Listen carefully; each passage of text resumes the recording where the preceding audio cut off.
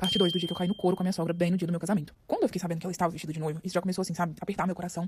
Mas eu confesso pra vocês que eu já estava meio que preparada, porque eu sabia que ela ia tentar aprontar. Eu não sei o que meu marido falou com ela, mas eu sei que as minhas cunhadas desconfiaram que ela poderia vir a fazer isso, porque ela tava muito assim, sabe, suspeita. Então elas tinham levado um outro vestido pra ela. E até hoje eu não sei o que meu marido falou com ela, mas eu sei que ela foi convencida, gente. Só que assim, ela foi gritando dos pátios do casamento até o cômodo pra poder trocar de roupa, como se ele estivesse realmente promovendo uma agressão contra ela. E depois disso, foi só ladeira abaixo, gente. Ela entrou chorando no casamento, como se ela estivesse enterrando ele, como se aquilo ali fosse um velório.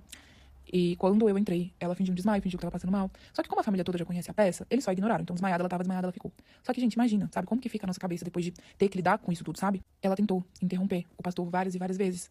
Tentou falar coisas a meu respeito que não era verdade, pra que ele cancelasse o casamento. Mas ele também sabia do que tava acontecendo. Então ele relevou, assim, o máximo que ele pôde. Eu só sei que no final do casamento, na hora da festa, eu já tava, assim, completamente exausta. E mais do que isso, eu tava muito mal, porque eu vi que meu marido tava sofrendo, sabe? Eu sei que ele queria muito que ela tivesse participado daquele momento, que ele tinha esperança. Gente, ele sofreu muito com isso tudo. Só que o grande finale foi lá no meio da festa, assim, quando ela tava começando a realmente ficar boa. A minha sogra tinha dado uma quietada, as filhas dela levaram ela pra não sei onde. Começaram os discursos, né? Os meus pais discursaram, os nossos amigos. E essa mulher simplesmente cismou de discursar. É claro que a gente não ia deixar, né? Então a cerimonialista, sem cerimônia nenhuma, foi lá e tomou o microfone dela, mas ela simplesmente começou a gritar. Começou a falar, assim, uns absurdos, falando, assim, que ela ia expor a verdade e que aquilo ali que eles estavam fazendo com ela era só um reflexo, era um testemunho de tudo que ela tava passando. E ela começou a falar, gente, coisas sobre meu marido estar agredindo ela, sobre ele deixar ela passar fome, sobre ele ser negligente, sobre ele ser, assim, um péssimo filho. Só que, assim, gente, pra mim, ela atingiu ali um limite que eu jamais achei que ela atingiria. Porque o meu marido, ele é, assim, um filho incrível. Ele, inclusive, tava aceitando ela ali. Mas, gente, o pior de tudo foi que, antes do casamento, ela tinha prestado queixa contra ele. Pois é. Quando ela falou que ela tinha prestado queixa e que eram pra todos ali testemunhar a favor dela, porque todo mundo estava vendo o que ele estava fazendo com ela, eu perdi a noção. E quando eu vi, já tava eu e meu belo vestido pesadíssimo de noiva em cima dela. Eu confesso pra vocês que sim, eu voei no pescoço dela com tudo.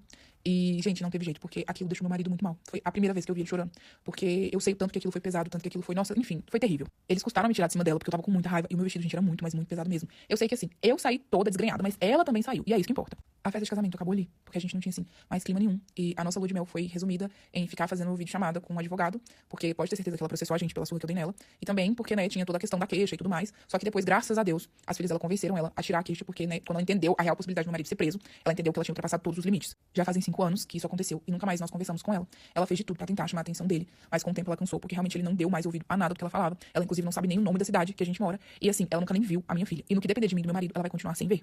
E, assim, daqui a alguns dias, na verdade, que eu vou fazer os meus 5 anos de casado, e o meu marido vamos fazer uma cerimônia de renovação de votos. E mais legal ainda do que teria sido o nosso casamento se ele tivesse ido até o final. Obviamente, eu não chamei ela pro casamento. E as filhas dela sempre me falam que se ela voltar pra minha vida e pro do meu marido, provavelmente o comportamento dela vai ser ainda pior, porque agora ela tem netos, né? Então, assim, a gente não vai pagar pra ver.